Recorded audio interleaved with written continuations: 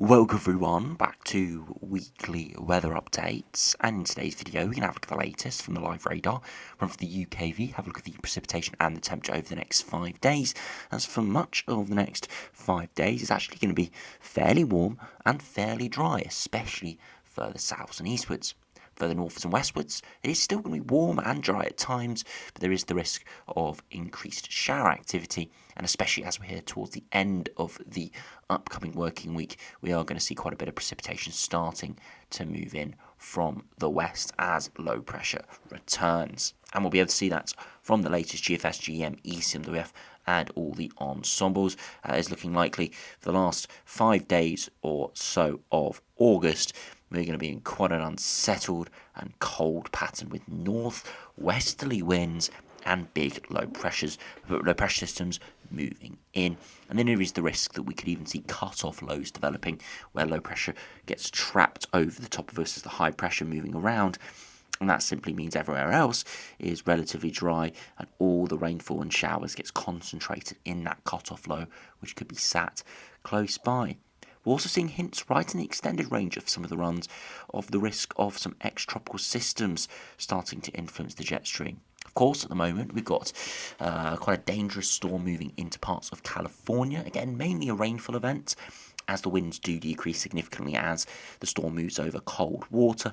But there are also a number of depressions forming in the Atlantic basin, and some of those in the next sort of 10 to 14 days will head northwards, and they could start to impact the jet stream as we head into September. Now, this is a normal occurrence this time of the year, but it could really spice up our weather, increasing uncertainty and potentially giving the risk of some more stormy weather and more powerful systems, and in generally a more powerful jet stream as well. So we'll have to check that out on the latest longer range runs. So do remember, if you enjoy my videos, which do like and subscribe, and remember to follow me on Twitter as well, the link's in the description. To start on the live radar, you can see once again it's a relatively dry day today, but we are seeing a few odd showers here or there. Towards Oxford, towards Bristol, and of course towards southwest England, a few light showers breaking out with some heavier pulses towards the Bristol area. Same further northwards up towards western Scotland and parts of Northern Ireland. Again, scattered showers, a few of these turning heavy.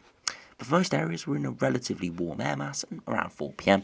as I'm recording this, you can see temperatures are widely in the low 20s, locally in the mid 20s, and could even peak in a few spots at 26 or 7 degrees, especially across these eastern areas where we aren't in any cloud or showers. So it's another really quite warm day. Summery sort of conditions, above average, but nothing exceptional. You can see the very hot air that was at risk of coming towards us. This time last week, we're having a look at the risk of this hot air coming towards us is going to really get halted sort of Paris southwards, with these areas in the mid to high 30s, if not touching even maybe 40 degrees in a few spots, with UK seeing more mid 20s. Now, if you go over to the UKV run, we'll be able to see the precipitation and the temperature over the next 5 days. You can see through this afternoon a few odd showers here or there, and that continues into tomorrow with a few odd showers here or there. But there is the likely chance that we do see a more persistent band of showers move into parts of western Scotland, maybe skirting parts of Northern Ireland and northern parts of the Republic of Ireland as well.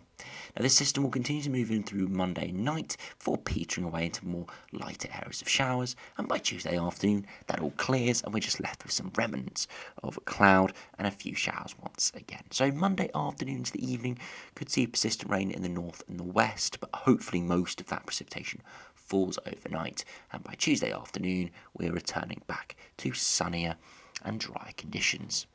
In towards Wednesday, similar conditions developing, but we do see a bit more persistent rain perhaps into North Wales, and this looks like it's a small localised low pressure system, a disturbance. Again, these things can fluctuate into and out of existence on these models, so I have to keep an eye on if this does really occur or not. But that moves through quickly through Wednesday evening into the early hours of Thursday, and you can see this is as a result of a change in pressure pattern. So by Thursday, we're starting to see the introduction of low pressure. You see heavier rain more widely in the south, and there is the risk of some thunderstorms as we move beyond that into Thursday evening.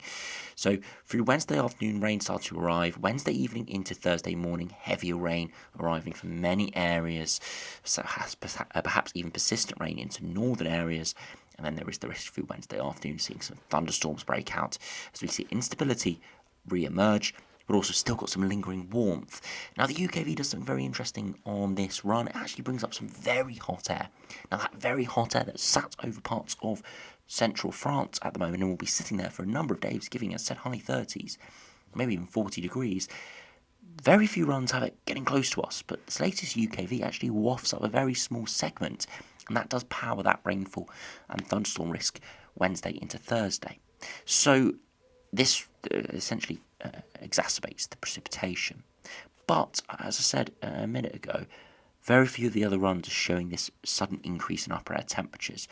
So that's why I would take a bit of a pinch of salt with those precipitation charts, with much lower upper air temperatures towards the low teens, which the majority of runs are showing, and on some members are showing, then we're more likely to see less in terms of precipitation. So we'll have to wait the next couple of days. It does look likely this UKV is a little bit anomalous, bringing up that very hot piece of air, but at the same time we can't discount it because it could be catching onto something the other runs haven't seen yet. But I must put that as a caveat because it does show quite intense rainfall there Wednesday into Thursday, but it does have much higher temperature values than we're seeing from most other runs. If you go to the max temperatures, you can see this afternoon widely low 20s, maybe peaking mid 20s, 25 or 26 degrees is possible at a few points earlier this afternoon. Monday afternoon, widely again, as hot as it's been today, maybe slightly higher, maybe more widely 25, 26 or even an isolated 27.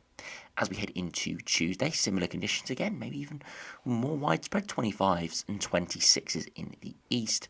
And then finally into Wednesday, still warm in the south, could see a 26, 27, but starting to cool down in the north and the west.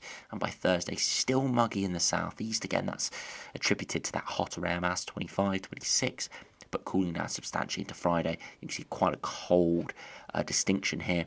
Mid to high single digits in some areas in the north, still 18, 19 degrees in the southeast as this cold front sweeps through, clearing all that hot and humid air away, introducing a much cooler and wetter pattern. You can see this in the mean sea level pressure. The winds turn to a northwesterly. So do now have a look at the longer range, have a look at the latest GFS. You can see low pressure out in the North Atlantic. We see high pressure building over Europe for much of this working week, and the low pressure to our north is relatively weak and a bit further away from our shores. But by the end of this working week, it does move in, turns into a bit of a cut-off low by the end of the weekend and sits nearby, giving us unsettled conditions. Could see a brief ridge of high pressure return for the end of next weekend before we see low pressure systems return from the Atlantic. And watch out to our west, ex-tropical systems coming out of the North Atlantic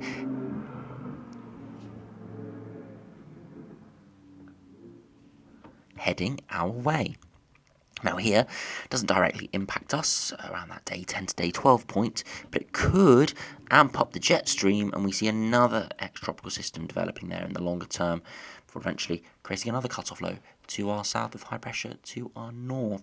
So it would really spice up the flow, giving more amplifications and more uncertainty in the longer term. It's something we do need to keep a very close eye on.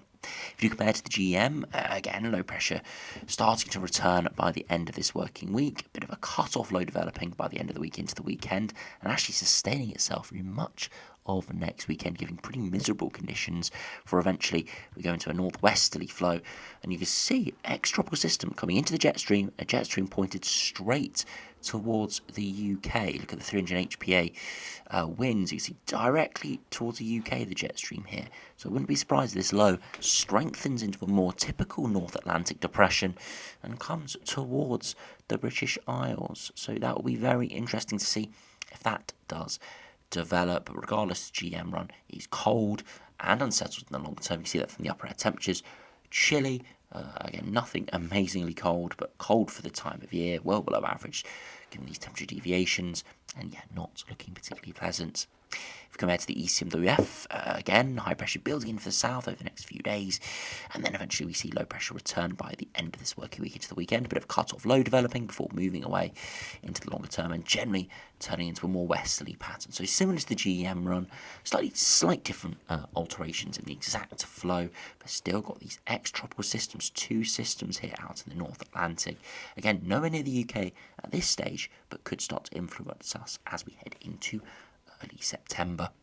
So finally, if we look at the ensembles, you can see relatively warm over the next sort of 3 to 5 days, a few degrees above average, giving temperatures into the mid-20s, before we see a big drop-off at the end of this working week, coinciding with an increase in precipitation as well. Again, no huge spikes, as it's looking like in the sort of the medium term, we're not likely to see any low pressures rattle in off the Atlantic. It's more likely to just be a showery outlook with weaker cut-off lows developing. But it's generally cold, below average, and quite a lot of precipitation spikes, and those increase into early September as there is the risk, as I said, of more persistent and bigger low pressure systems moving in. The 2 meter temperature is going to kick a big dive at the end of this working week. The next 3, 4, maybe 5 days could be in the mid-20s and then down to the high teens, maybe just about getting into the 20s in the longer term. And remember, London is going to be the warmest of all sectors in the UK, with areas further north and westwards, of course, taking a hit as well as these temperatures, but going more likely from 20 degrees down towards 15 degrees or even lower. Now, finally, if we compare to the ECMWF ensembles, very similar. Warm over the next 3 to 5 days, a big temperature drop of around 5 to 10 degrees, down toward average or even slightly below average. And you can see that precipitation does pick up quite considerably as well, giving us a very unsettled and very quite cold end to August, end to meteorological summer, and start of autumn. So we'll have to see exactly how it does play out. You can see in the longer term there is a lot of uncertainty. But the only thing there is certain is the next 3 days at least, maybe even 4 days, are looking pretty decent, especially in the south and the east. So do go out and enjoy it, because we can't make any more guarantees about seeing any warmer weather as we are nearing, unfortunately, the end of meteorological summer. September can still be quite nice. It regularly is very nice, at least for a few days or a few weeks. And October has the chance of seeing temperatures into the 20s, but it diminishes very quickly. And by the time we get to November time, we're starting to look at the risk of colder weather, properly colder weather arriving. Remember, last year we started to see the cold weather probably arrive into the first week of December, where we started to see big snowfalls in places. So we're not too far away from things really starting to dip. So make sure you do go out and enjoy the next few days, as it is going to remain really quite warm and summery. So as I said, thanks for watching. Hope you enjoyed. Subscribe if you're new, and I'll see you again for another video soon.